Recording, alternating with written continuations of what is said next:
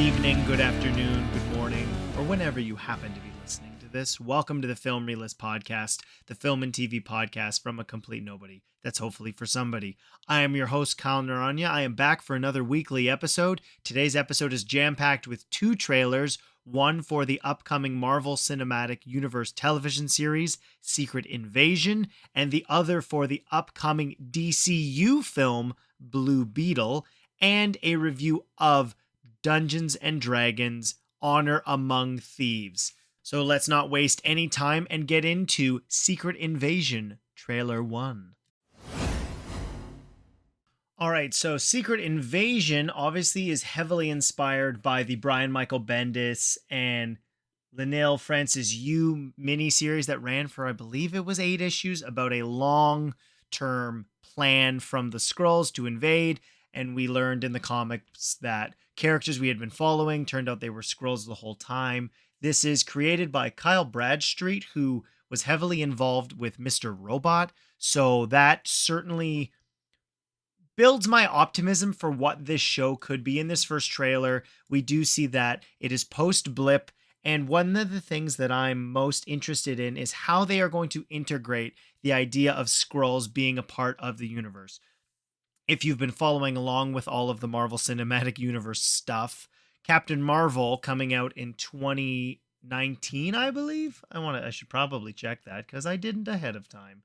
That was the first time we were actually introduced to the Skrulls in the universe, or the MCU universe, but it backdated all the way to 1995 when that film was taking place. So interestingly enough, it was a super heavy retcon that... When did Captain Marvel come out? I want to say that it's 2019. It was 2019. I was right. And there's going to be a level of espionage and more Winter Soldier, I believe, in style, where there's a thriller element to this that it appears, at least in the trailer, this is everything I'm going off of here, that while Nick was gone for the blip, it would appear that a different faction of Skrulls has come in. And they don't just want to be citizens of the Earth, they want to take it over. So will that potentially lead to the reveal that they are some world leaders? That would certainly make sense. We see one main Skrull that seems to be the leader, Gravik, who's played by Kingsley Ben-Adir. He would be most notable as Malcolm X in the Amazon Studios film One Night in Miami, which was very, very good. And I believe he was also in a Christmas film that I watched, but I may be making that up. I think I am making that up. Regardless, I think that the tone that this trailer sets up is very interesting. It certainly looks more mature in terms of the other Disney Plus products. I think for the most part, they've been mostly family oriented. Obviously, there were some serious elements handled within the different shows we've had so far, but something more akin to, as friend of the show Rob Keyes would say, something like The Americans would certainly be an excellent palate cleanser. This being 6 episodes, I'm hoping that they are able to tell a worthwhile story in what I'm hoping is at least, or at minimum, 6 hours in content. We see a number of recurring characters from the Marvel Cinematic Universe. Ben Mendelsohn is back as Talos. Kobe Smulders is back as Murray Hill. Emilia Clarke is playing a new character, probably pronounced Gaia, if I had to guess. Olivia Colman is playing an MI6 person who knows Nick Fury, and Don Cheadle is back as Rhodey, as well as a bunch of new characters that we may or may not know, and Martin Freeman is returning as Everett Ross. So they are certainly building up the politics of the Marvel Cinematic Universe, more so in a way that we have not seen since Hydra was disbanded at the end of Captain America, The Winter Soldier, which was almost 10 years ago at this point, which is crazy. And moving forward with something like Captain America, A New World Order, which is slated to come out in the next couple of years, it'll be really interesting to see how they build up specifically what is going on with the world powers post-blip and what the aftermath could be from this secret invasion of Skrulls throughout the entire world. I'm very curious about this show. I hope it's good. Captain America, A New World Order is slated to come out next year. So I'm hoping that with some of these characters recurring, we aren't guaranteed that Everett Ross is going to be back, but I would be kind of surprised if he's not in Thunderbolts, given the fact that Julia Louise-Dreyfus, Valentina Allegra de Fontaine, is his ex-wife. I don't know, I hope so. I like the fact that this is something we haven't seen from the MCU in a while. Doing a more spy thriller is, I think, what a lot of people were hoping they were going to get from Black Widow, and it ultimately wound up being more of a spectacle. You could argue if they were successful with that. Personally, I wished it was something more like this. Would have been really, really cool. This may appear to be Nick Fury's last ride as the character. I'm very interested in seeing if we get something like a Super Skrull. There is certainly a shot where we see an ability that demonstrated by Gravik, my mistake, that seems to be something we had not seen from them before, where his arm stretches out in a tendril manner, which would be really cool. Super Skrulls do have connections to the Fantastic Four, if you want to look into that. I think overall, this does look good. Now, you can sell a lot on a trailer, but this is certainly not dampering my expectations. I think it certainly elevated them. I like the fact that we're getting something like this. Doing different tonal shows is something that I think phase 2 of the Marvel Cinematic Universe certainly was successful with, when you look at the different styles and tones of the different films in that phase. And doing something that feels unique and special on its own is something I'm looking forward to. I hope that this also has connections to Captain Marvel and the Marvels that we are getting later this year. That would be my hope, to have these shows be integrated into the story of the films, while not necessarily being a must-see. It would be something that I would be very grateful for if they are nothing but enhancing the experience, kind of the way that Clone Wars and Star Wars Rebels have for the expanded Star Wars media. I'm looking forward to this. It comes out in June, so I'm looking forward to the 6 episodes. I hope it's 6 hours of nail-biting, entertaining television from Marvel, and the fact that they are taking their time with what is slated to be coming out over the next couple of years is something that I am optimistic that taking more time means we just get an overall better quality show and film in the running. It looks as if Ant-Man and the Wasp is not going to be financially successful, a film where they did pull money to work on a different project. So more time to work on the project, I'm hoping, leads to better things. And that's kind of all I have to say about the show. Why don't we move into a trailer for a film now with the first official trailer for Blue Beetle. Blue Beetle is a film directed by, I apologize if I mess up this pronunciation, I'm doing my best, Angel Manuel Soto, starring Xolo Maridueña, who you would know as Miguel from Cobra Kai. I don't mean to toot my own horn, but I'm going to do it. I thought that he was the best possible choice to play Jaime Reyes, which is this film's version of the Blue Beetle. There have been different Blue Beetles, but I'm going to talk about that as we get into the trailer. I think that this looks a lot of fun. Certainly captures the essence of this character. Jaime Reyes is a character who is the most recent iteration of the character, and you may be asking why this character is important. What's the significance? Blue Beetle in itself has really become more popularized in the last 10 to 15 years. It's a character, he's specifically Jaime Reyes is a character that did show up in Smallville very briefly. He has an incredible run in Young Justice, which is one of the best DC animated television series of all time, in my opinion. Specifically that this character is... Now, I had heard some debate about this, so I'm not sure if it's supposed to be, and I don't want to offend anybody with the wrong grouping of this, but I believe the character identifies as Latinx. If it's supposed to be Hispanic or another specific differentiated term, I apologize. I was under the impression that it was supposed to be Latinx, but if that is incorrect, I am more than happy to learn what the correct one is. But this character does live in Texas with a large family, and he has similar characteristics to somebody like Peter Parker, and I think that Xolo certainly demonstrates that in this 2 minutes that we have for the trailer. And I really enjoy the tone of this, where There's a film that came out in the early 90s. I believe it was called Star Kid, which was a really low budget, weird movie where a kid essentially gets to use this battle armor suit to fight off I think it's like a bully. I haven't seen it in a very, very long time. But the horrific nature of initially being in this Blue Beetle suit, given the powers from the Scarab, which potentially could have extraterrestrial connections with the Reach. I'm really hoping we get some elements of that. But we do certainly get to see Cord Industries. Ted Cord famously was the very first Blue Beetle. And we do know that Susan Sarandon is in the movie as Victoria Cord. Has she gone rogue since the potential passing of Ted Cord? Who knows? We certainly know that he existed as a Blue Beetle, given the fact that we do get to see essentially a Ted Cord Batcave with a couple of costumes in the background, which is certainly really cool. I think that it's very funny that George Lopez is appearing to be just sort of his crazy uncle.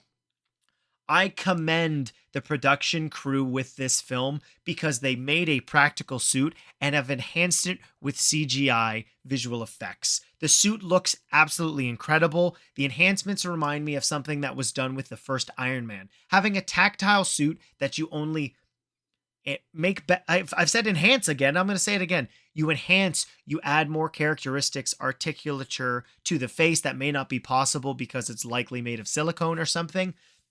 I think it looks great. There is certainly a I'm at a loss for words because I think this looks like a lot of fun.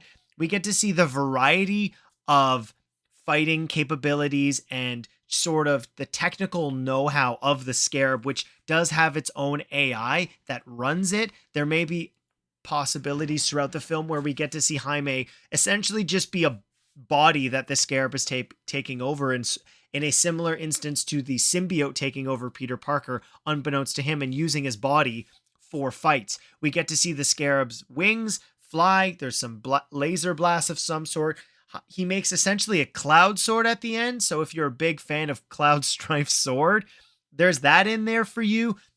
I think that in this 2-minute trailer, it certainly captures the fun of this character. He is another young teenage hero, but it is representation of a community that really does not get it in the superhero genre. So getting a film, I believe they've moved the location, but typically it is in Texas. I believe it says Palo Alto. Now I should probably check that. No, it appears to be Palmera City. So I'm not sure if they're going to be setting that specifically in Texas. It does say that they did shoot in El Paso and Puerto Rico. So there's going to be a lot of elements of this film that are not represented a ton in film. And again, this is coming from myself, who does not have any Latinx or Hispanic backgrounds. I did certainly love In the Heights. Not that that is a beacon of all of the representation of that community, but it is certainly something in blockbusters I'm looking forward to. I would be really surprised if we do not get to see a significant amount of conversations with Jaime's family in Spanish, just like some other films have had, even with Prey that had an entire audio track in Comanche, which I know was a lot of the way that the film community did watch that film with subtitles. I think this looks like fun. I can understand if somebody thinks it looks generic. That's not something I would necessarily agree with, but I think the unique elements, being a fan of the character of Blue Beetle and specifically Jaime Reyes, are certainly presented here in the trailer. I think the entertainment value could really be there with somebody who is a superhero to his family. There have been storylines where he is ostracized because of this thing that is permanently stuck to him. You cannot remove the Scarab without the human body dying away. I'm very curious if we are going to get teases or potentially full-on explanations of the Reach, which have a significant influence in the galactic relationship with certain planets in the DC universe. And the fact that this could entirely work on its own is something that I'm excited for. And the fact that it's coming out post the universe reset is certainly reassuring. I would quantify this as a DCU movie, but maybe we'll find out more after The Flash, which does reset things. I would hate for this to get completely railroaded by the fact that the universe does reset, because this is a character that I would really like to see interact with other young heroes in the DC universe, whether that be a Robin, a Supergirl, or some other young characters. He has had relationships with younger Flashes, specifically Bart Allen, but who knows what we are going to be getting. I just hope that we get a fun, entertaining movie, and I hope for nothing for success for Xolo Maridueña. Big fan of Cobra Kai. Let's see this on the big screen. Can't wait.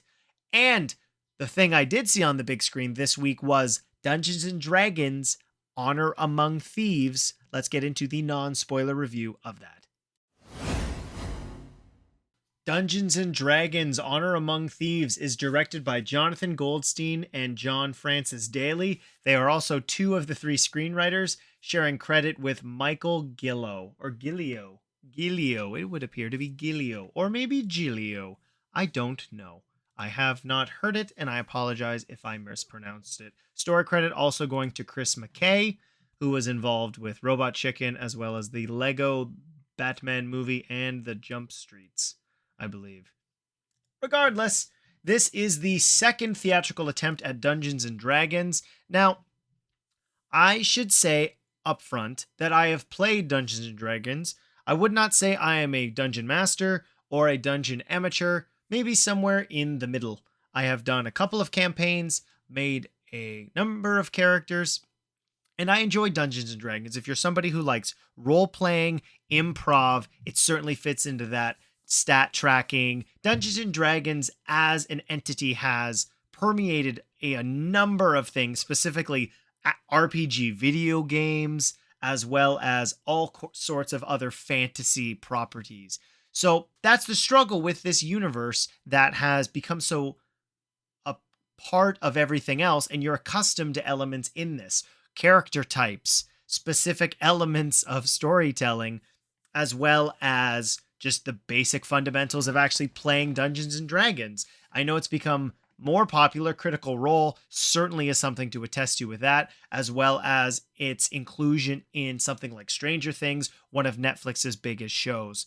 So the bar is high in terms of making a successful theatrical attempt, because you have to establish what makes this unique. Why do I care about Dungeons and Dragons? Isn't this just for nerds in their basement? No, it's not 1982. Joe Manganiello plays Dungeons and Dragons, and he will be respected as he is one of the Magic Mike crew. Now, I don't know if he's in Last Dance. I haven't actually seen that one yet. Regardless, and I guess Vin Diesel says he plays D&D. Stephen Colbert.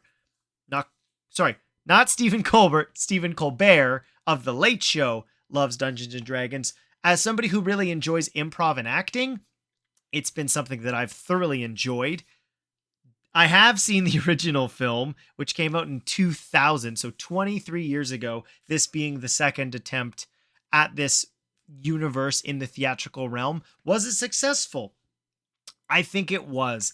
Chris Pine as a bard alone, which is a music player, he's a human, is incredible. I think the cast in this film really works well together as a ragtag group of different class types. We have Justin Smith as a sorcerer, Reggie Jean-Page as a paladin, Michelle Rodriguez as a barbarian, and Sophia Lillis as I wanted to say Twi'lek, and I knew that would be wrong. I'm glad I looked this up. It's Tiefling Druid.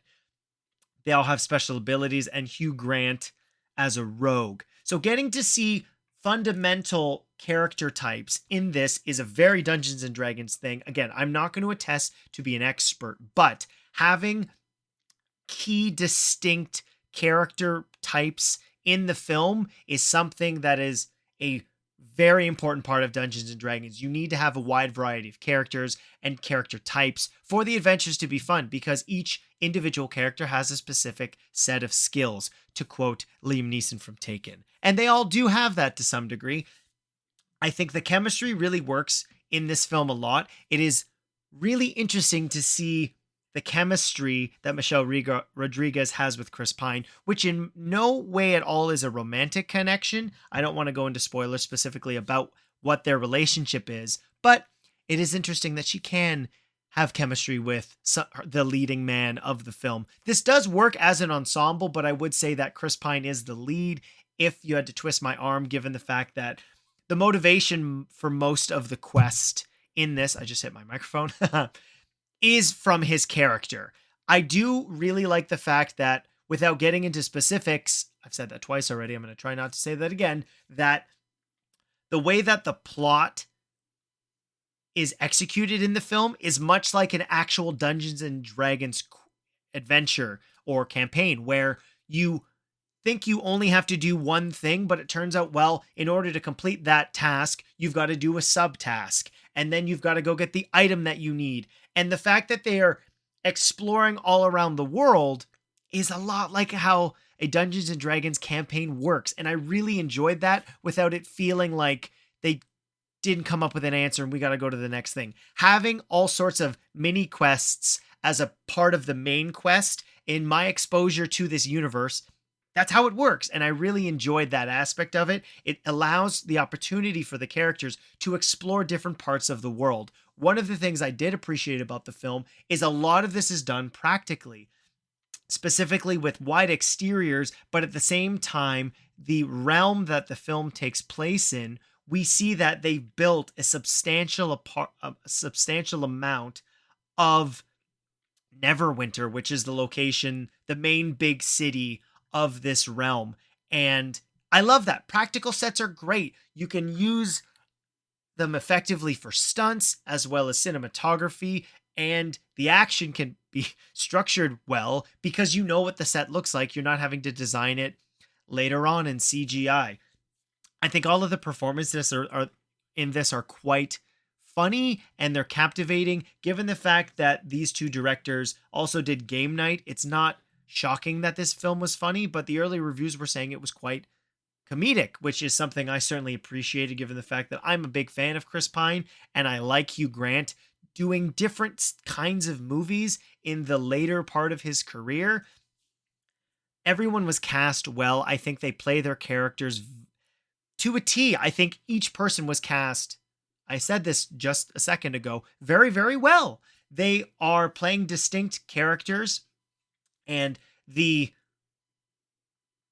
odds that each of them go at with each other does perfectly simulate a typical Dungeons and Dragons campaign. These elements were done faithfully. At no point were they turning their noses up at what this world could be. It's full of all sorts of different creatures that you don't necessarily get to see in other sci-fi properties.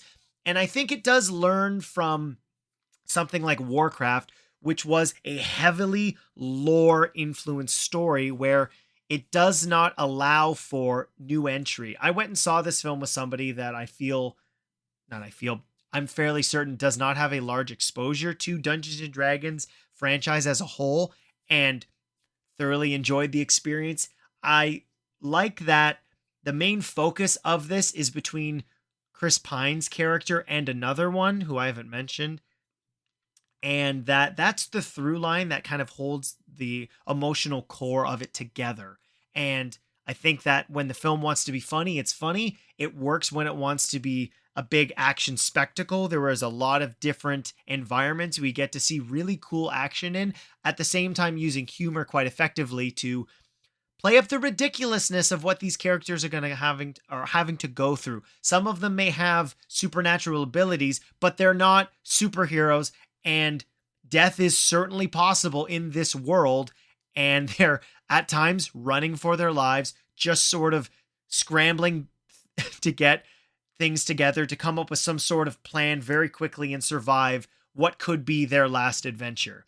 So I think if you enjoy big spectacle, this has this. If you enjoy just an outright comedy, I think you would really enjoy the difference that this film has to offer, given the fact that it's in a world that is very unique onto itself. So I would recommend going to see Dungeons & Dragons Honor Among Thieves. You don't need to know anything about it, which I think is great. And this film, I don't think would have been as financially successful if it felt like a complete game of inside baseball. So that is my non-spoiler review of Dungeons & Dragons Honor Among Thieves. I'm now going to get into spoilers. Spoilers ahead for Dungeons & Dragons Honor Among Thieves. I do find it funny that if you are Canadian, Honor does not have the U in honor that it would have if it was spelled with Canadian English, but I did see somewhere that Australia does have the U in it. So I'm curious why they didn't change that for the Canadian screening that I went to, clearly because I'm up here in Canada, but regardless, I just thought that was a funny observation. So the through line throughout the film is that Edgin Darvis, who was a member of the Harpers, which is a peaceful organization that Chris Pine was a part of, his association with that organization ultimately leads to the death of his wife from the hands of the Red Wizards, who are an evil wizard organization who are dedicated to taking over and enslaving humanity. That was a weird enunciation of the word, but we're just gonna move on. And so the motivation for Chris Pine's character throughout the entire film is to get this resurrection stone, which would bring back his wife, who he did lose because of his association with the Harpers. And over time, he bonds with Michelle Rodriguez's character, who is a barbarian, and ultimately they raise his daughter platonically together. So in his daughter's eyes, we see this throughout the film, that Holga's character, Michelle Rodriguez, is her mom. She doesn't have the same level of connection and fascination with and obsessiveness with bringing her birth mother back, because at least in her mind, Holga's been there the whole time. And while that necessarily isn't a through line that the movie presents initially, there are certainly elements of it where when we get to the ultimate ending of the film, that those things do add up and they connect. One of the things I thoroughly enjoyed about the film, and this has happened more and more recently, is that Hugh Grant's character, Forge Fitzwilliam, is a rogue and a con artist, and he's the bad guy. He is working with the Red Wizards to overthrow Neverwinter, and all he wants at the end of the day is a big payday, which is why he's doing everything he's doing. I love bad guy Hugh Grant. It's so fun. He's so entertaining, and he fits that role perfectly. I really enjoyed it. I think the one character who might be the most underserved, however, is Justice Smith as Simon Omar, as a sorcerer who turns out he is the descendant of a noble wizard, and his through line is thinking he's good enough and having the self-confidence, and we certainly do get to see that, but ultimately the moment in which he does so is he proves it to this helmet or helm that he is good enough to use it because it is the item that they need in order to break into the vault where they believe that the resurrection tome or inket is that Chris Pine requires, and they don't need it. Reggie Jean Page is very, very cool in this as a paladin, but his character just sort of leaves and isn't in the third act, which I found interesting. He just sort of is a side character, which is certainly something you would see in Dungeons and Dragons campaigns where an awesome character is introduced. Oh, and that's it. We're just going to move on and do the next thing. Sophia Lillis is very good as Doric, I'm struggling with some of these words because they're not things I say often. When you are embedded in different franchises and you see them over and over, these words become second nature. But druid is not a word that I say quite often, but she is that, and she has the ability to become different animals. There's a really awesome chase sequence where the Red Wizard, Sophina, knows that she is there, and we get to see her not mutate, but evolve into different animals just to survive this long trek out of the castle, which I thought was really cool. There's an amazing action sequence where they are fighting a morbidly obese dragon, which was very, very funny. And getting to see the characters not necessarily be successful with everything certainly fits in with Dungeons and Dragons. You are rolling dice typically to do anything. So you have to roll your d20. Did it hit? Am I able to persuade? Am I able to sneak by? And there were elements of that in how some of the actions of the characters do occur with what they are trying to do, specifically with a hologram, for all intensive purposes, projection that Simon is trying to do of Chris Pine's character playing music, and it's going horribly wrong because his foot gets stuck and the projection is morphing and melting, and he's almost skipping back and forth like if you had a CD in a Discman. That's a dated reference, but I'm going to keep it in there, which I thought was quite funny. The humor of this film works all the time. The relationships between the characters really push those jokes forward. And I think the heartwarming ending with ultimately the resurrection stone being used for Holga, I think it holds true to the film. I think this is something, or this film particularly, is going to be one that I'm going to enjoy rewatching. I do hope we get to explore the world and we get to see more of the characters. I would like to see more of Doric, her connection to the Neverwinter Woods and the Emerald Enclave, which is a resistance to Neverwinter's government because of their protected lands. I think would be really interesting and certainly fits in with what's going on now in our world. I really enjoyed the film. There's not much else to say about it. Is it overly complicated? No, but I think that the through line of the emotional storytelling with each character is done effectively. I think the spectacle is there, and I think this is certainly a step in the right direction for a World of Dungeons and Dragons films. This, if they do make a sequel, they don't necessarily even need to, but having a through line with this world, getting to see a dragonborn as well as a bird creature. Off the top of my head, I don't know what that species is called. Fits in with this universe and is something that differentiated itself from different fantastical worlds. I would like to see more, and I would like to see Jonathan Goldstein and John Francis Daley handle it, because they've certainly treated this property with respect while maintaining a thoroughly entertaining film. So I'd love to see more. Let me know what you thought about it. You can tweet at me at Kyle_Naranya, or you can tweet at Film Realists. The other socials are listed in the episode description. Next week will be a review of the Super Mario Bros. Movie. Nintendo is back adapting Mario into a film. It's been a very, very long time. I'm going to have a guest next week who has never done a podcast before. And let me tell you, she's really looking forward to being on the show. So I hope you don't miss that episode, because I promise it will be worth your while. See you next time.